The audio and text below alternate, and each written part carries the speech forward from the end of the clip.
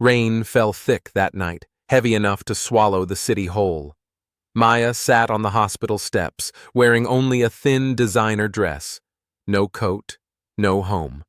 Her husband had thrown her out hours earlier, divorce papers still crumpled in her hand. His final words echoed in the silence. "You're useless because you can't give me an heir." Her fingers turned purple from cold. Her heart felt dead. Then a man with 2 children stopped in front of her. She looked up through the rain.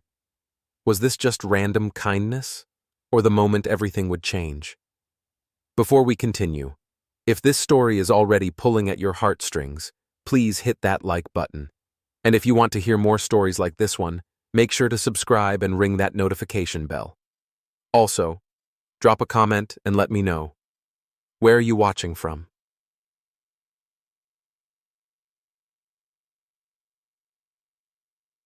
The man crouched down to her eye level. He had dark hair dusted with rain and eyes that held something Maya recognized. Grief, maybe, or exhaustion. Behind him, 2 girls stood close together, their breath making small clouds in the frozen air. "Are you waiting for someone?" the man asked. Maya shook her head. Her voice came out thin. The buses stopped running. "How long have you been out here?" She didn't know. Time had blurred after her husband shoved her out the door, after he threw her belongings into the hallway, after the neighbors turned away and closed their doors. The hospital steps had been the only place with a bench and an overhang. "A while," she said. The smallest girl, who looked about 8, tugged at the man's coat. "Dad, she's really cold." The man glanced back at his daughter, then at Maya again. He seemed to be making a decision. "Do you have somewhere to go tonight?" Maya wanted to lie. She wanted to say yes. She had a hotel room, a friend's couch, anything. But the truth sat heavy in her chest, and she was too tired to carry it anymore. "No." The other girl, identical to the first, stepped closer. "We can't just leave her here, Daddy." The man stood up slowly. He looked at his daughters, then back at Maya.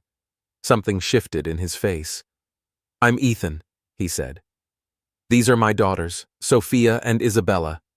Maya pulled the thin fabric of her dress tighter around her knees. "Maya." Ethan took off his coat and held it out to her. "Put this on. I can't. You'll freeze without it." His tone left no room for argument. "Put it on." Maya took the coat.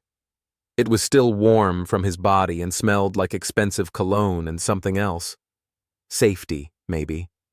She wrapped it around her shoulders and felt the first relief from the cold in hours. "My car is just across the street," Ethan said.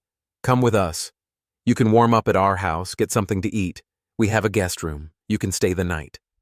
Maya stared at him. Strangers didn't do this. People didn't just take in random women from hospital steps. She'd learned that much in the last 12 hours. The world was full of closed doors and turned backs. "Why?" she asked. Ethan looked down at his daughters, then back at her. "Because my girls are right. It's too cold." Sophia reached out and took Maya's hand. Her fingers were small and warm, even through her mittens. "Come on. Our house has a fireplace." Maya felt something crack inside her chest. Not break, just crack enough to let a tiny bit of warmth through. She stood up on shaking legs. The divorce papers fell from her lap onto the bench, but she didn't pick them up. She didn't want them anymore. Ethan's car was a dark SUV with car seats that had been recently removed. Sophia and Isabella climbed into the back seat while Maya slid into the passenger side, still wearing Ethan's coat. The drive took 15 minutes through streets thick with rain. Nobody spoke much.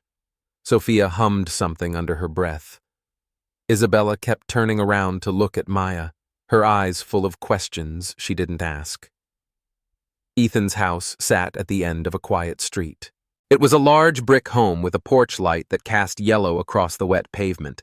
Inside, it smelled like pine and something baked, but underneath that was the faint scent of sadness. "Take your shoes off," Sophia said, already kicking off her boots. Dad's weird about wet floors. Maya slipped out of her thin flats. Her feet were numb. Go sit by the fire, Ethan said, hanging up his coat in the entryway. I'll make coffee. The living room had a stone fireplace with embers still glowing. Maya sank onto the couch and held her hands toward the heat, slowly, painfully. Feeling returned to her fingers. The two girls settled around her like birds. Sophia sat on the floor near her feet. Isabella perched on the arm of the couch, watching her with careful eyes. Why were you at the hospital? Sophia asked. Sophia, Isabella said sharply. Don't be nosy. It's okay, Maya said quietly. She looked at the girl's open face and decided on a version of the truth. I didn't have anywhere else to go. Like us after Mom died, Sophia said. The room went still. Maya looked up at the girl. We didn't have anywhere to go either, Sophia continued. Grandma and Grandpa wanted us to move to Arizona, but Dad said no. He said home is where we belong. Ethan appeared in the doorway with a mug of coffee. He handed it to Maya without meeting her eyes. Girls, go get ready for bed. But Dad. Now! The children scattered. Maya heard footsteps on the stairs, the sound of running water, distant voices. Ethan sat in the chair across from her.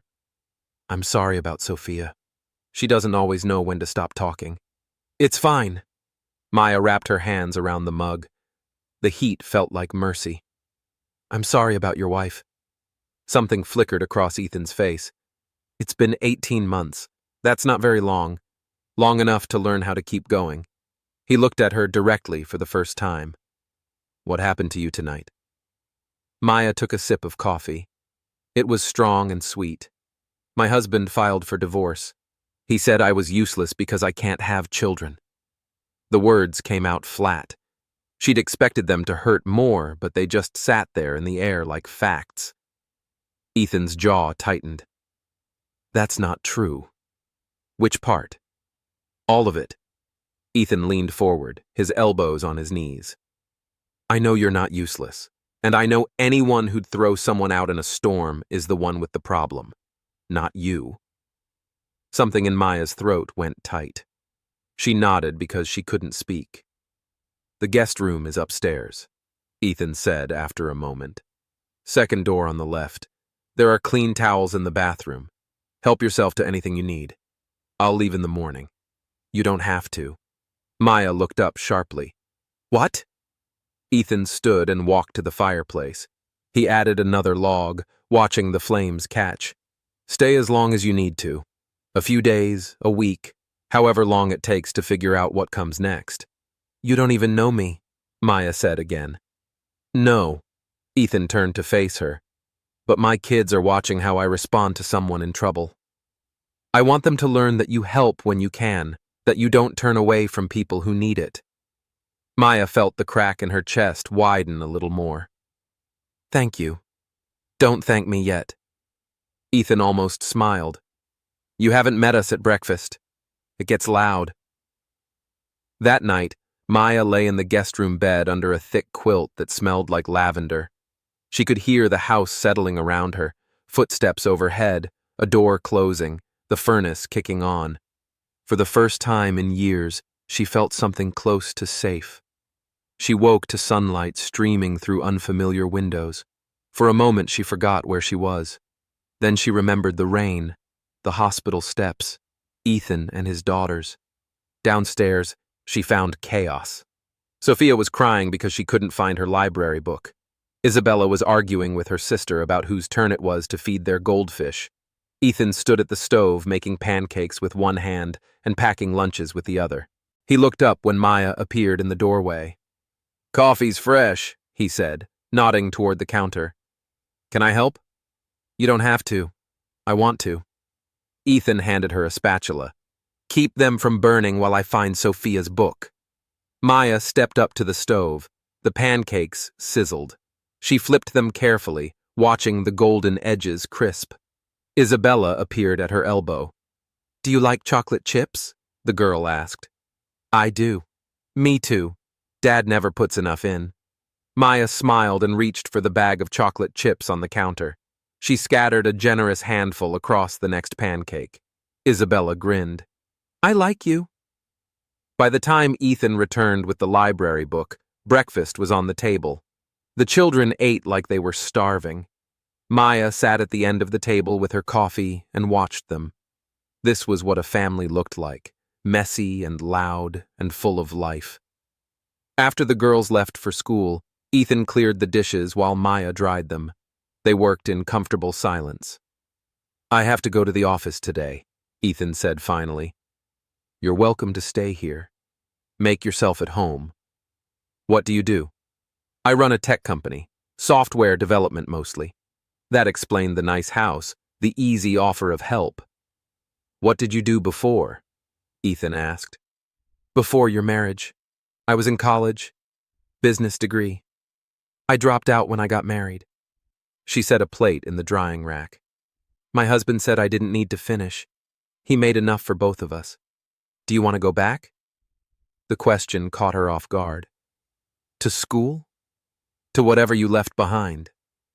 Maya looked out the window at the rain from last night, now just puddles reflecting morning light. I don't know what I want anymore. That's okay, Ethan said. You've got time to figure it out. He left for work an hour later. Maya spent the day exploring the house in small increments. She washed her dress in the laundry room. She read a book from Ethan's shelf. She made soup from ingredients she found in the refrigerator. When the children came home, they found her in the kitchen. You're still here, Sophia said, her face breaking into a smile. I'm still here, Maya confirmed. Are you staying for dinner too? Isabella asked. If that's okay. It's more than okay, Sophia said. Dad burns everything. That evening, Ethan came home to find the house running smoothly. Homework was spread across the kitchen table, soup simmered on the stove, and his daughters were laughing at something Maya had said. He stopped in the doorway, watching. Maya looked up and caught his expression. Everything all right? She asked. Yeah, he said quietly. Everything's perfect. After dinner, after the girls had gone to bed, Ethan and Maya sat in the living room with the fire crackling between them.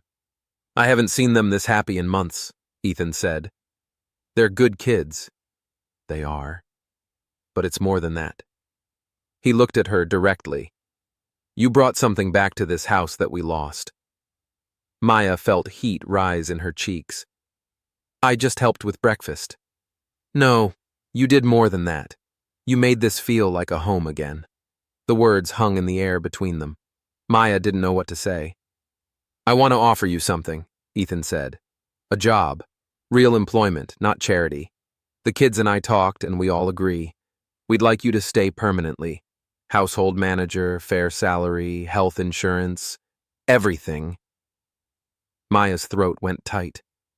Ethan, I can't. You're not a burden, he said firmly. You're exactly what this family needs. And honestly, we function better with you here. She looked at him, this man who'd pulled her out of the rain and given her shelter. What about you? She asked quietly. What do you want?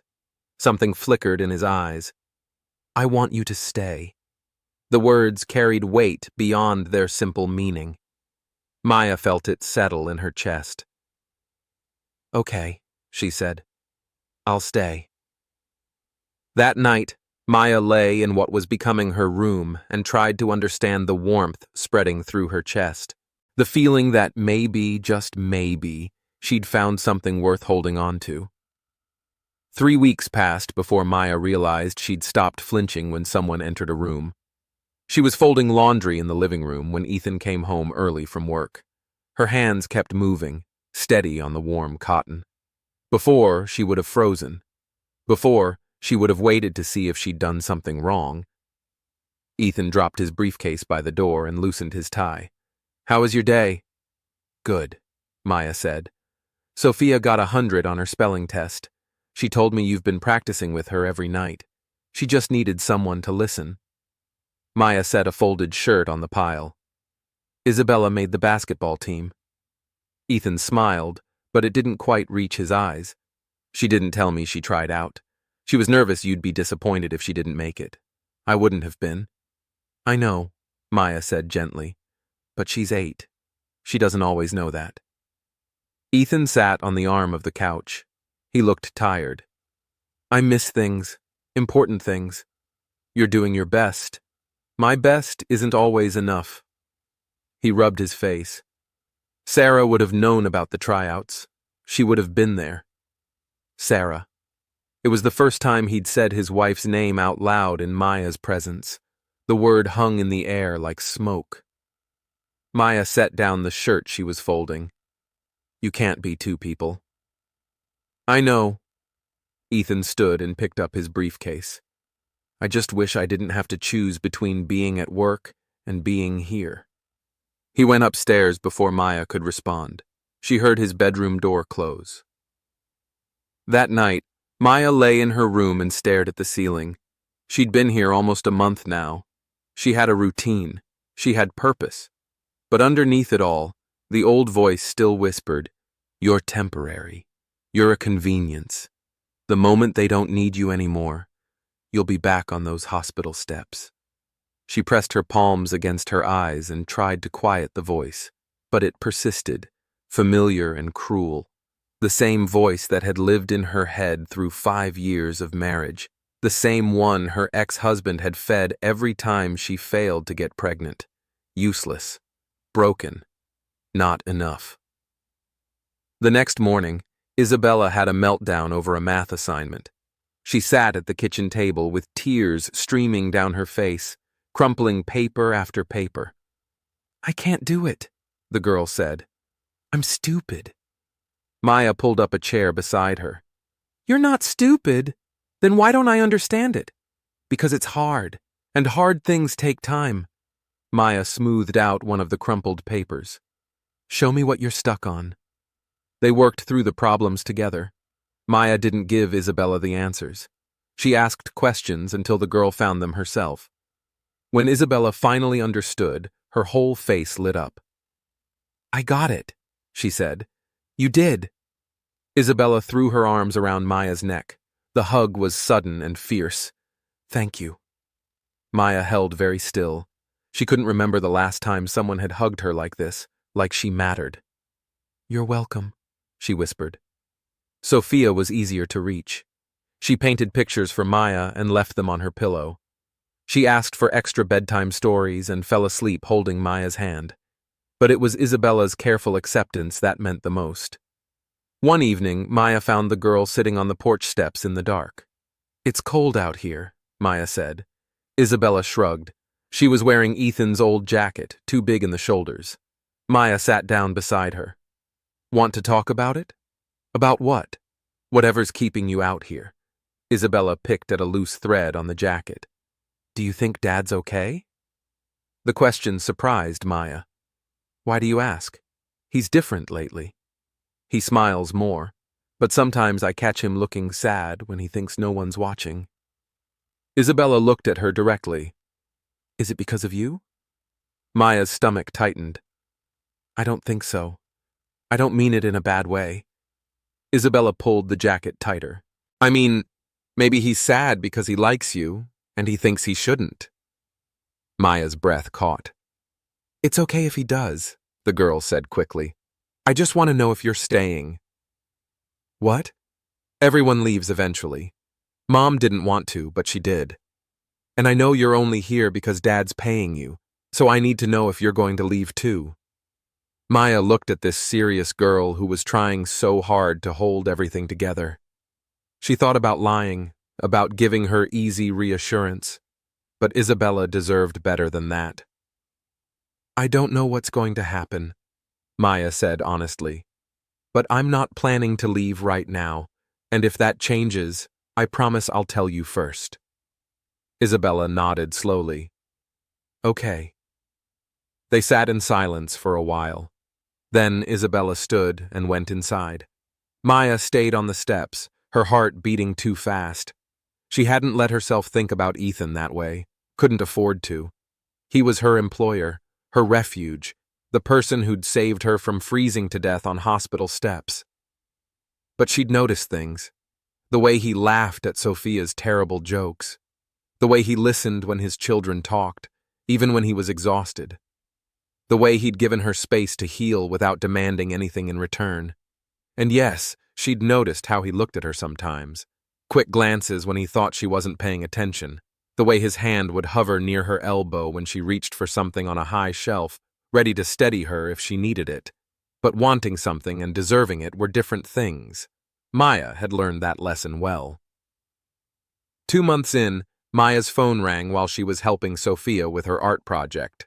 The number on the screen made her blood freeze. Maya. Her ex-husband's voice was smooth, practiced. "We need to talk." She stepped into the hallway, away from the children.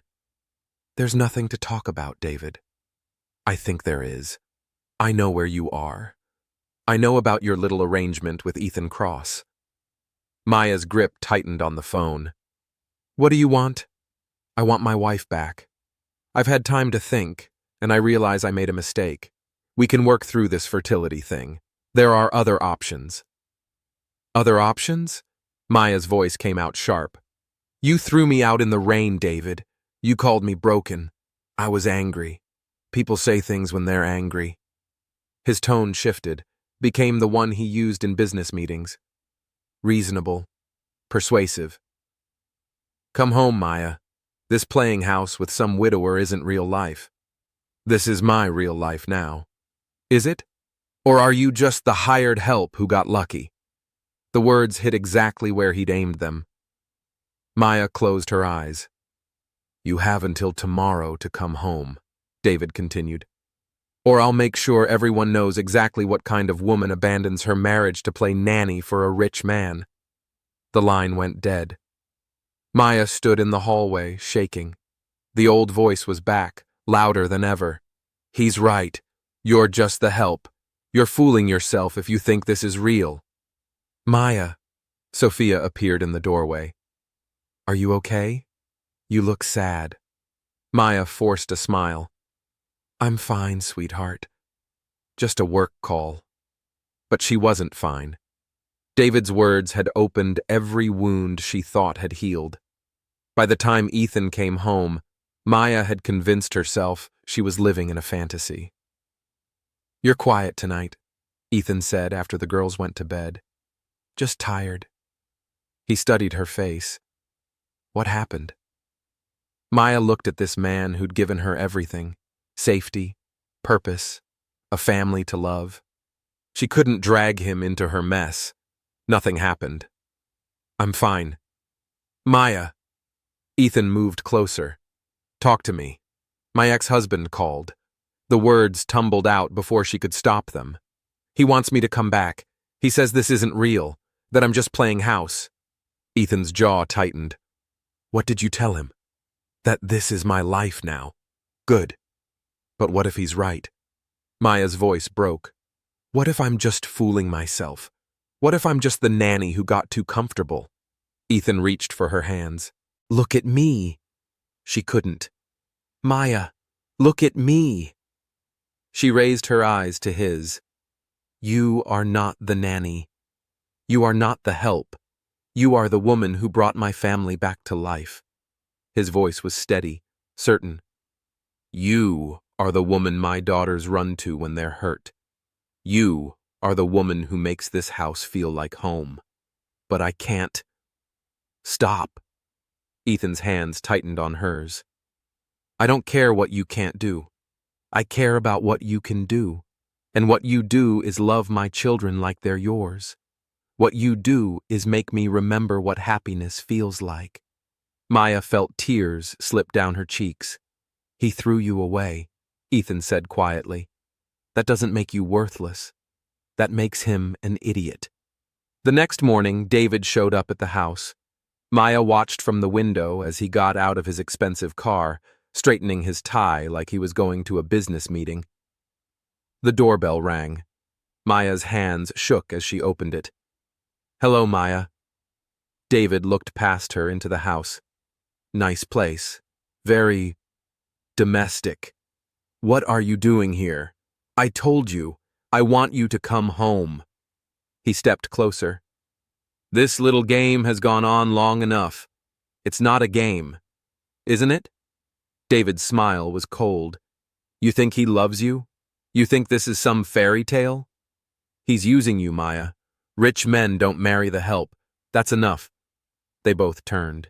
Ethan stood in the doorway, still in his suit from the morning meeting he'd left early.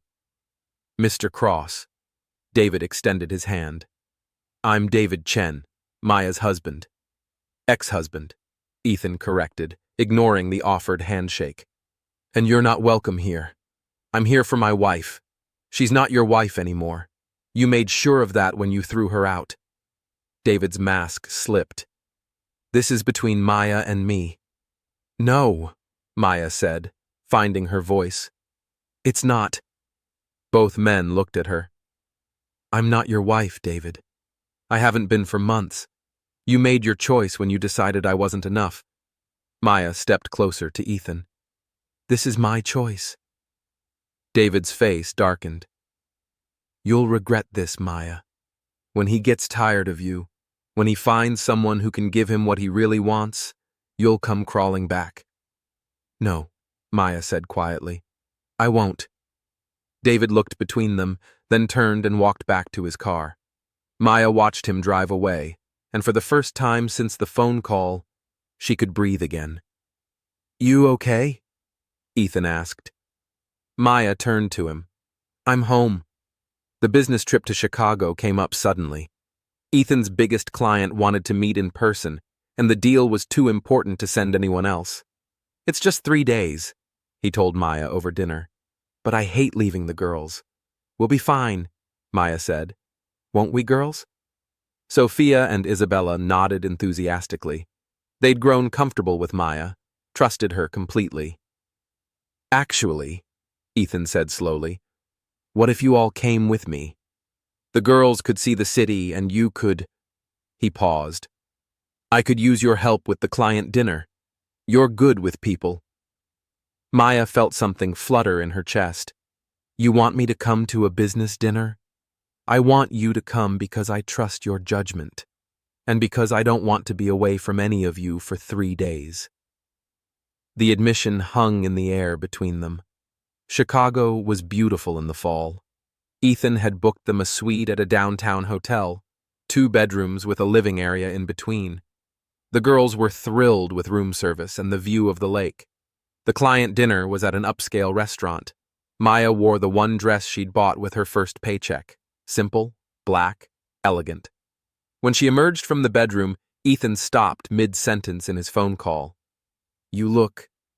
He cleared his throat. You look beautiful. The dinner went perfectly. Maya charmed the client's wife, asked thoughtful questions about their business, and somehow made everyone feel at ease. Ethan watched her across the table with something that looked like pride. Walking back to the hotel, the girls skipping ahead of them, Ethan was quiet. Thank you, he said finally, for tonight. For everything. You don't have to thank me. Yes, I do. He stopped walking. Maya, I need to tell you something. She turned to face him, heart pounding. These past few months, having you with us, watching you with my daughters. Ethan ran his hand through his hair.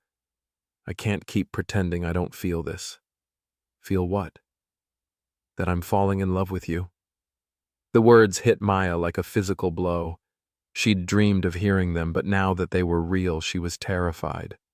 Ethan, I know this complicates everything. I know I'm your employer, and that puts you in an impossible position, but I can't go another day pretending I don't want this, that I don't want you. Maya looked at this man who'd saved her, who'd given her a family, who was now offering her his heart. I love you too, she whispered. The confession hung between them like a bridge neither was sure they should cross. What do we do now? Maya asked. I don't know. Ethan stepped closer. But I know I don't want to go back to pretending. He kissed her then, gentle and careful, like she might break. Maya felt every wall she'd built come crashing down. When they pulled apart, Maya was shaking. The girls… are asleep, Ethan said softly, and they adore you. They've been asking when you're going to be their real mom. They have? Sophia asked me last week if I was going to marry you. When I asked why, she said because we look at each other like people in movies. Maya laughed despite her tears. Smart kid. Too smart. Ethan cupped her face. I don't want to rush this. I don't want to pressure you, but I need you to know that this isn't just gratitude or convenience. This is real. I know. Maya leaned into his touch. I'm scared. Of what? Of ruining this. Of not being enough. Of you realizing I can't give you everything you deserve. You already give me everything I need. Ethan's voice was firm. You gave me back my family. You gave me back myself. They talked until late that night, sitting on the hotel room couch while the girls slept. They talked about Sarah, about Maya's marriage, about what it meant to love again after loss. They talked about the future, tentative and hopeful. I want to do this right, Ethan said. I want to court you properly. Take you on dates. Let the girls get used to the idea gradually. They're already used to the idea, Maya said. I think we're the ones who needed to catch up.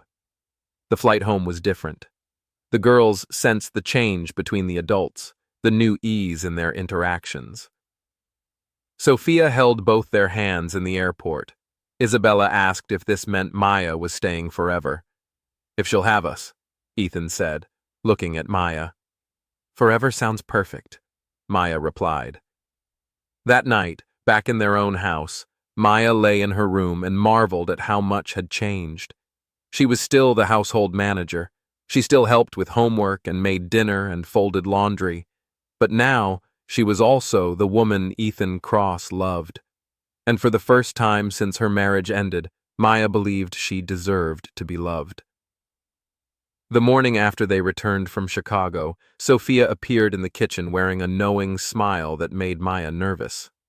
So, the 8-year-old said, climbing onto her breakfast stool, are you and Daddy boyfriend and girlfriend now? Maya nearly dropped the orange juice. What makes you ask that? You held hands in the airport, and Daddy keeps smiling at his coffee. Ethan walked in at that moment, tie half knotted, looking exactly like a man who'd been smiling at his coffee. Morning, he said, and the way he looked at Maya made her cheeks warm. Daddy, Isabella said seriously, Sophia thinks you and Maya are in love. Ethan paused in reaching for his briefcase. What do you think about that? I think it's about time, Isabella said matter-of-factly. You've been staring at each other for weeks. We have not been staring, Maya protested. Yes, you have, both girls said in unison. Ethan sat down at the table. If Maya and I were more than friends, how would you feel about that? Sophia bounced in her seat. Happy? Maya already feels like our mom. But Isabella was quieter. What about our real mom? The question hung in the air. Maya felt her chest tighten. Your real mom will always be your mom, Ethan said gently. Nothing changes that. Love doesn't replace love, sweetheart. It just grows. Like when we got the goldfish but we still loved our old cat? Sophia asked. Something like that. Isabella considered this. Can someone have two moms? One in heaven and one here? Maya's throat went tight. What do you think? I think... Isabella looked between them. I think Mommy would want us to be happy. And Maya makes us happy. She makes Daddy happy too, Sophia added helpfully. That evening, after the girls were in bed, Maya found a photo album on the coffee table. Sarah's face smiled up from dozens of pictures, holding newborn twins, birthday parties, family vacations. They wanted you to see, Ethan said, sitting beside her. Maya turned the pages slowly. Sarah had been beautiful, vibrant, clearly adored by her family. I'm not trying to replace her, Maya said quietly. I know, and that's exactly why this works. Ethan touched a photo of Sarah laughing. She would have liked you. She would have wanted the girls to have someone who loves them the way you do. How can you be sure? Because I knew her heart. and her heart was big enough to want our children to be loved, even if she couldn't be here to do it herself. Maya closed the album. The girls are handling this better than I am. Kids are resilient. They understand love better than adults sometimes. But Maya's fears weren't entirely unfounded. The next week brought challenges she hadn't anticipated. At school pickup, one of the other mothers cornered her. "So you're the new nanny," the woman said with a smile that didn't reach her eyes. "I'm the household manager," Maya corrected. "Of course. And now you're dating your boss? How convenient." Maya felt heat rise in her cheeks, but before she could respond, Isabella appeared at her side. "Maya's not the nanny," the girl said firmly. "She's family." The woman's eyebrows rose. "Family?" "Yes, and she's the best mom we could ask for." Maya's heart swelled as Isabella took her hand and led her away. "You didn't have to do that," Maya said as they walked to the car. "Yes, I did. Mrs. Peterson is mean. She's just jealous because her husband is boring and you're pretty."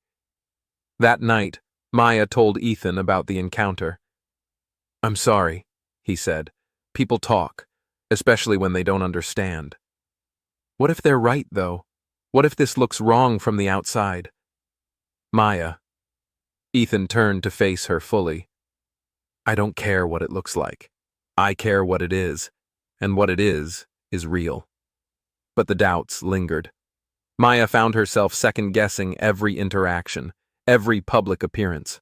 When Ethan suggested they attend the school's fall festival together, she hesitated. "As a family," he clarified. "All four of us." The festival was crowded, full of parents and children and the smell of caramel apples. Maya watched Ethan with his daughters, patient, attentive, clearly devoted. She watched other families and wondered if they looked like they belonged together. "Stop overthinking," Sophia said, appearing at her elbow with cotton candy. "What? You get this wrinkle between your eyebrows when you overthink. Daddy does it too. I'm not overthinking." "Yes, you are. You're worried about what people think."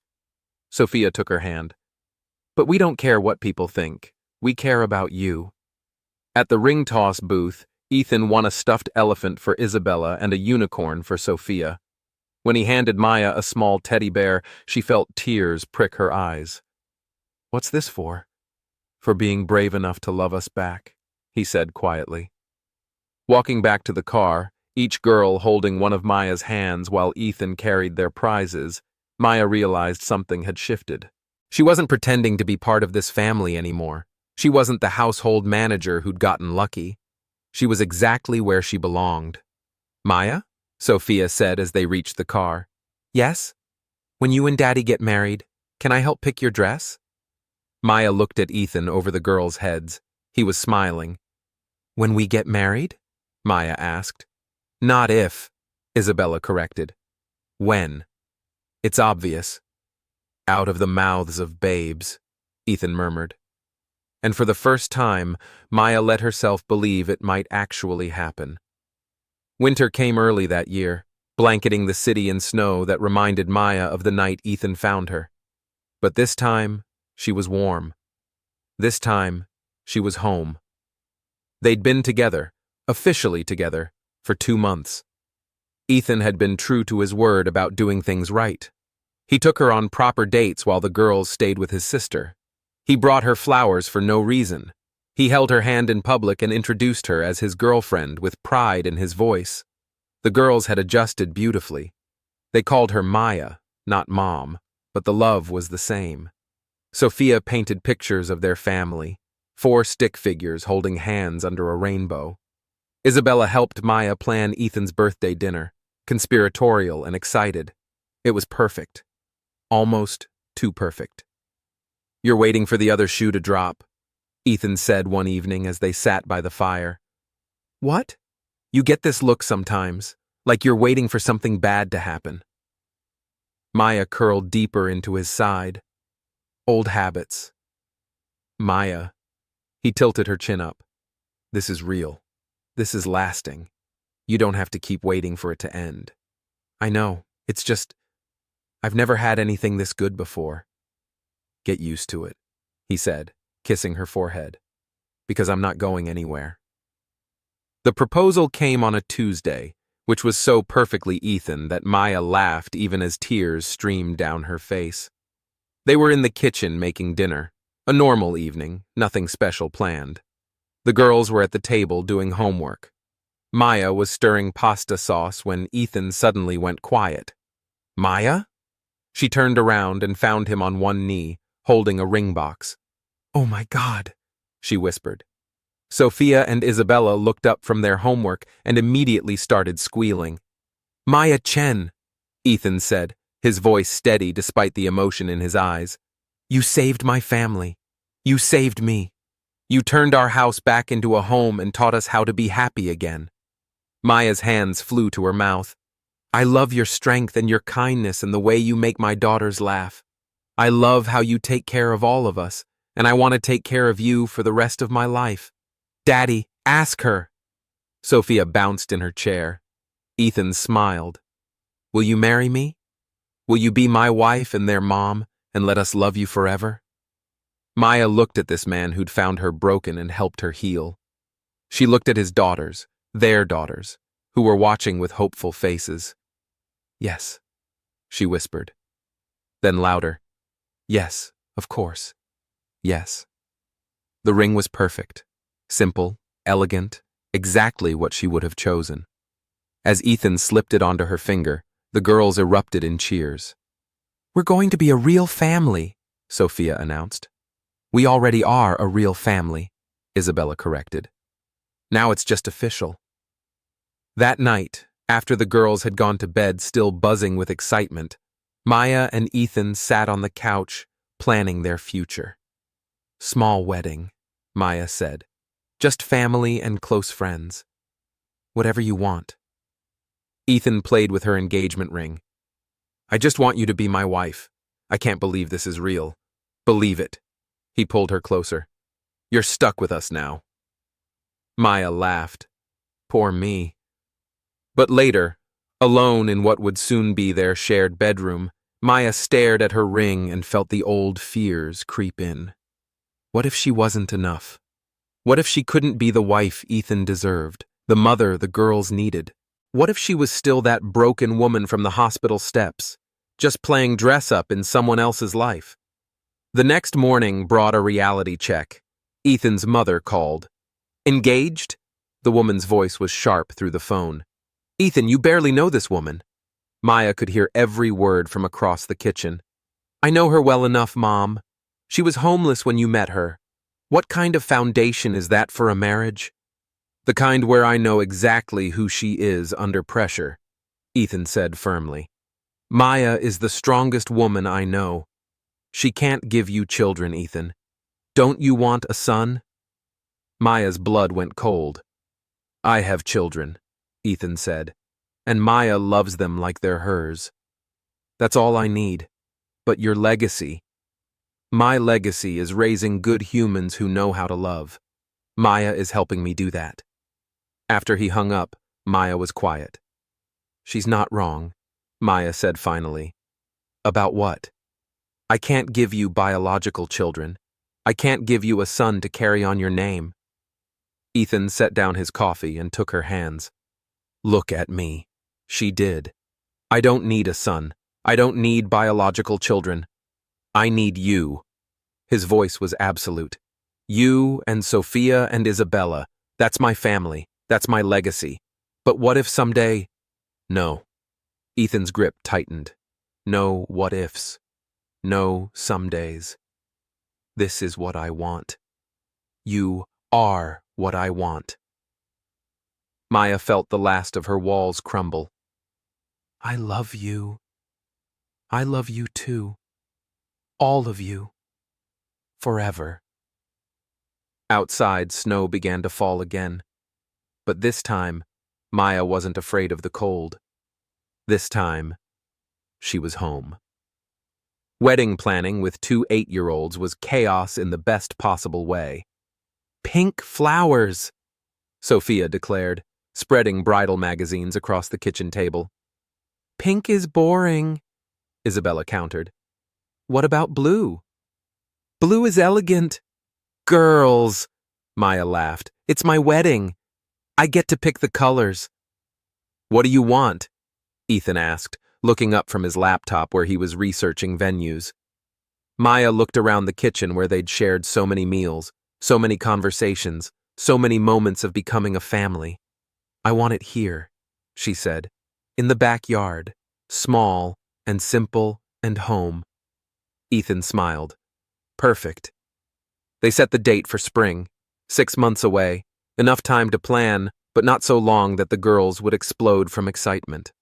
Maya enrolled in a few college courses, finishing the degree she'd abandoned years ago. Ethan supported every step, proud of her determination to rebuild herself completely. You don't have to prove anything, he told her one evening as she studied at the kitchen table. I'm not proving anything. I'm becoming who I was meant to be. The girls threw themselves into wedding preparations with the enthusiasm only children could muster. They appointed themselves official wedding planners, creating elaborate charts and timelines that made Maya's business degree seem unnecessary.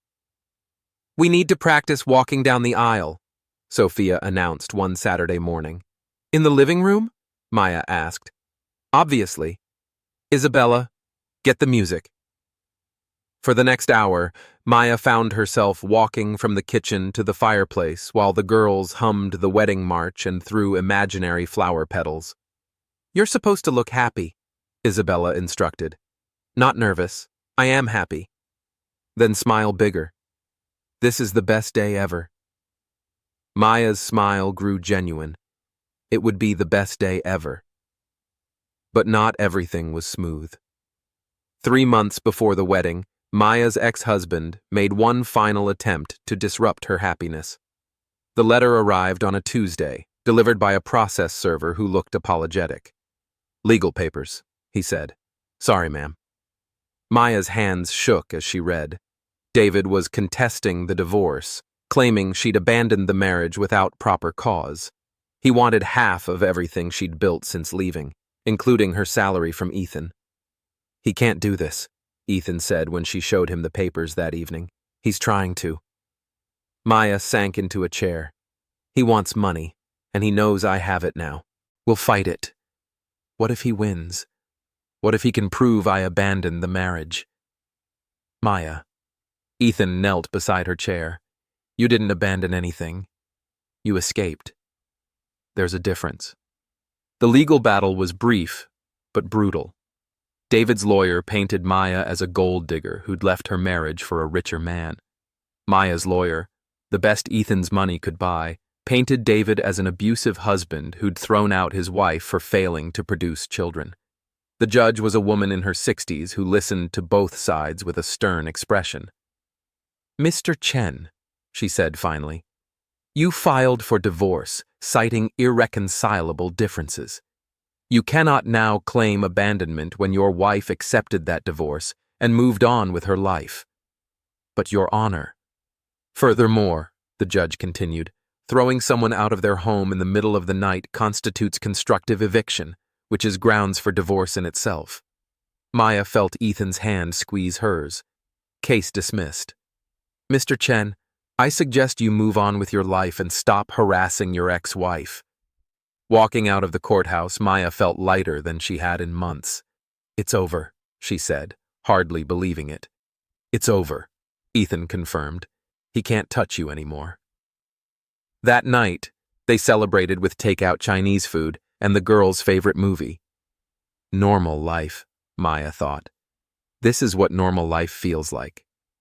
2 weeks before the wedding, Maya had her final dress fitting. The girls came with her, appointed as official consultants.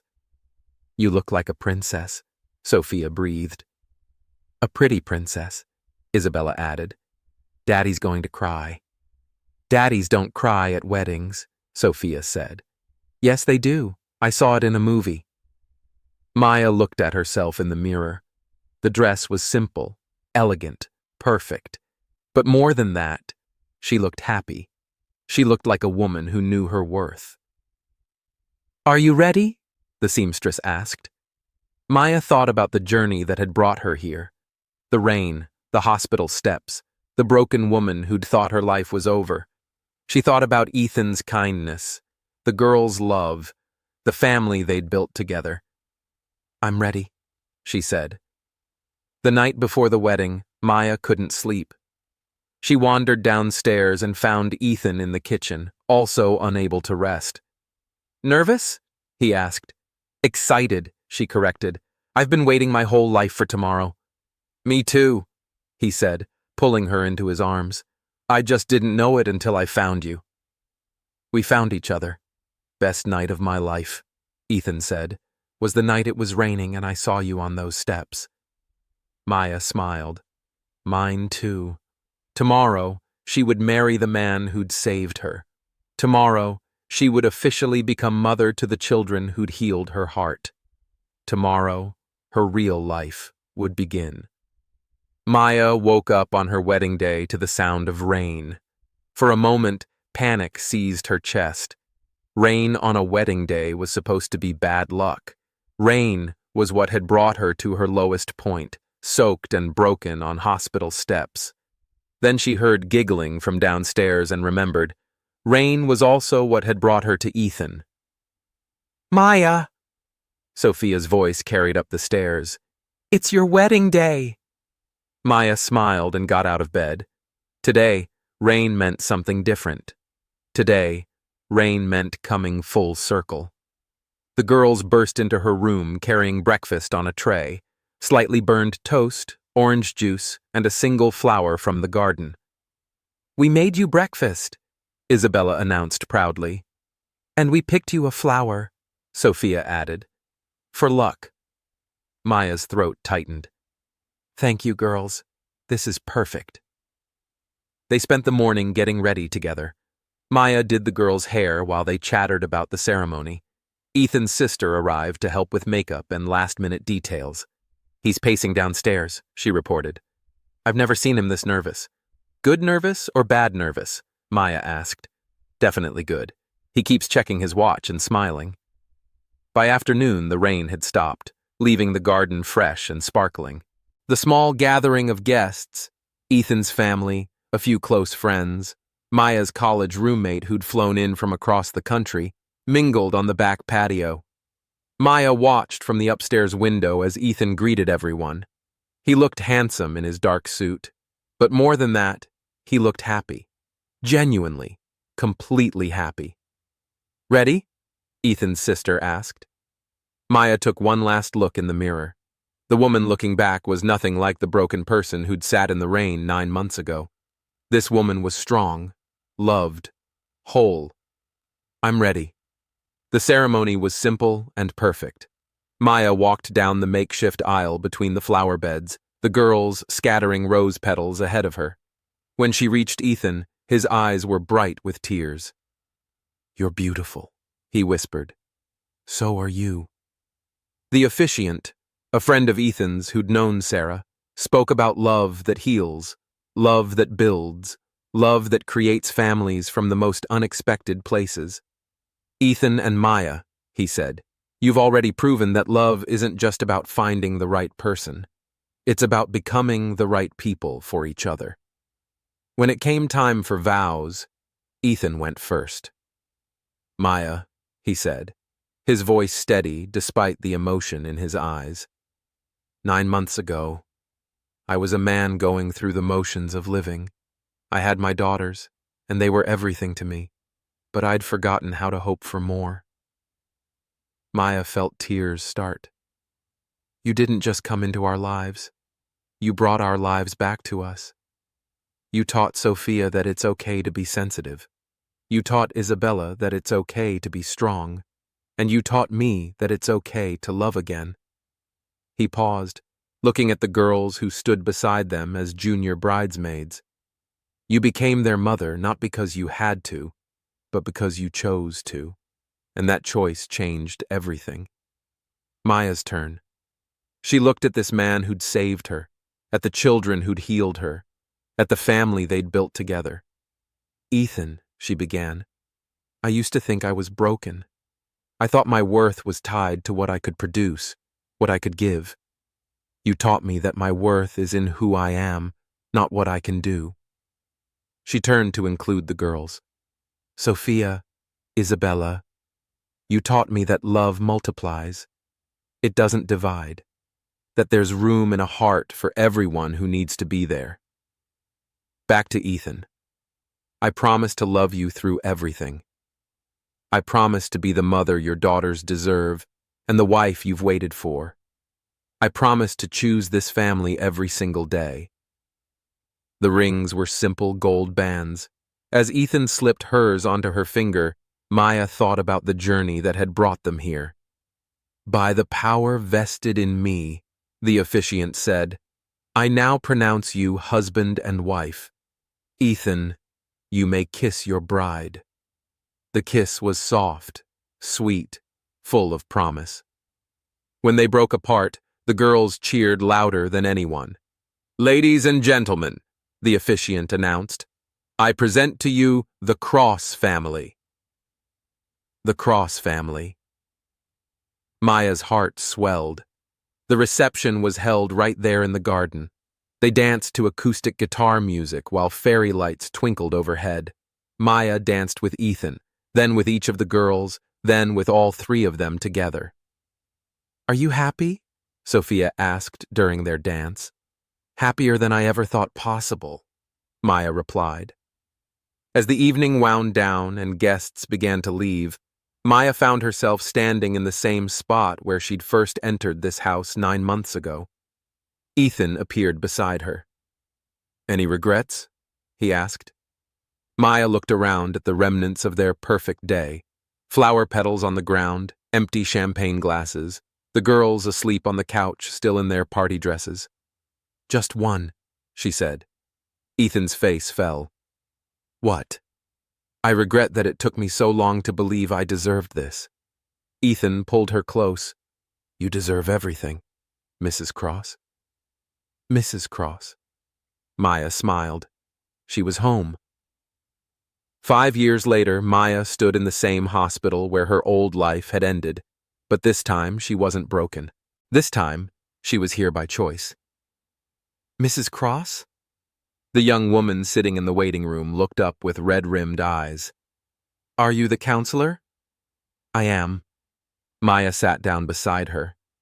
And you're Jennifer? The woman nodded, clutching divorce papers that looked eerily familiar. I don't know what to do. He says I'm worthless because I can't have kids, says I wasted 5 years of his life. Maya's heart ached with recognition. Tell me what happened. As Jennifer told her story, the failed treatments, the growing resentment, the cruel words that cut deeper than any physical wound, Maya saw herself 5 years ago. Broken, lost, convinced she had no value. I have nowhere to go, Jennifer whispered. No money, no job. I gave up everything for him. You're not worthless, Maya said firmly. And this isn't the end of your story. It's the beginning. Maya had started the support group 3 years ago after finishing her degree in social work. What began as informal coffee meetings had grown into a full nonprofit organization, helping women rebuild their lives after divorce. Ethan had provided the initial funding, but Maya had built it into something that helped hundreds of women each year. I know it doesn't feel like it now, Maya continued, but you're going to be okay. Better than okay. You're going to discover who you really are. After the session, Maya drove home through the same streets where she'd once wandered lost. Now they led to a life she'd never dared to imagine. The house was full of noise when she walked in. Sophia, now 13, was practicing piano while Isabella, equally 13 but somehow seeming older, worked on a science project at the kitchen table. Ethan was attempting to help while clearly being more hindrance than assistance. How was group today? He asked, kissing her hello. Good. Hard, but good. Maya looked at their daughters, because that's what they were now, fully and completely hers. How was school? Boring, Sophia said without looking up from her sheet music. Except lunch. Tommy Morrison asked me to the spring dance. Absolutely not, Ethan said immediately. Dad, Isabella rolled her eyes. She's 13, not 3. Exactly. Too young for boys. Maya laughed. We'll discuss it later. All of us. This was their life now. Normal family chaos, teenage drama, homework battles, and dinner table debates.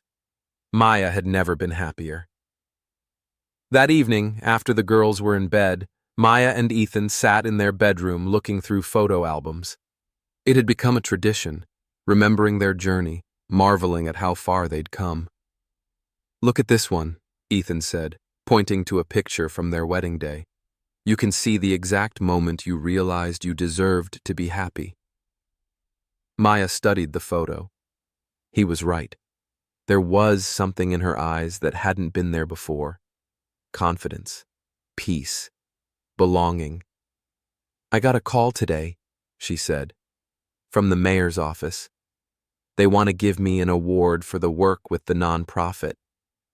Maya, that's incredible. It doesn't feel real. 5 years ago, I was sitting on hospital steps thinking my life was over. Now they want to give me an award for helping other women. You've helped hundreds of women rebuild their lives. You deserve recognition. Maya curled into his side. I keep thinking about that night. What if you hadn't stopped? What if you'd just walked past? I couldn't have walked past. The girls wouldn't have let me. Smart girls, the smartest. They knew what we needed before we did. The award ceremony was held at City Hall 2 weeks later. Maya wore a navy dress that Sophia had helped her pick out, and Isabella had done her hair. The whole family sat in the front row as the mayor spoke about Maya's work. Maya Cross has transformed the lives of over 300 women in our city, the mayor said. Her organization provides not just practical support, but hope. She shows women that their worth isn't defined by their circumstances, but by their courage to rebuild. As Maya walked to the podium to accept the award, she caught sight of Jennifer in the audience. The young woman was smiling, looking stronger than she had just weeks ago. 5 years ago, Maya began, I was one of the women who needed this kind of help. I was broken, lost, convinced I had no value. I'm standing here today because someone showed me kindness when I needed it most, and because I learned that our lowest moments don't define us. How we rise from them does. She looked at her family in the front row. Ethan was crying. Isabella had been right about Daddy's crying. The girls were beaming with pride. To every woman who thinks her story is over, it's not. It's just beginning. You are not broken. You are not worthless. You are exactly where you need to be to become who you're meant to be. The standing ovation lasted several minutes. As Maya left the stage, award in hand, she thought about the woman who'd sat in the rain 5 years ago. That woman had thought she was ending. She'd had no idea she was actually beginning. After the ceremony, the family went out for ice cream, a tradition for all major celebrations.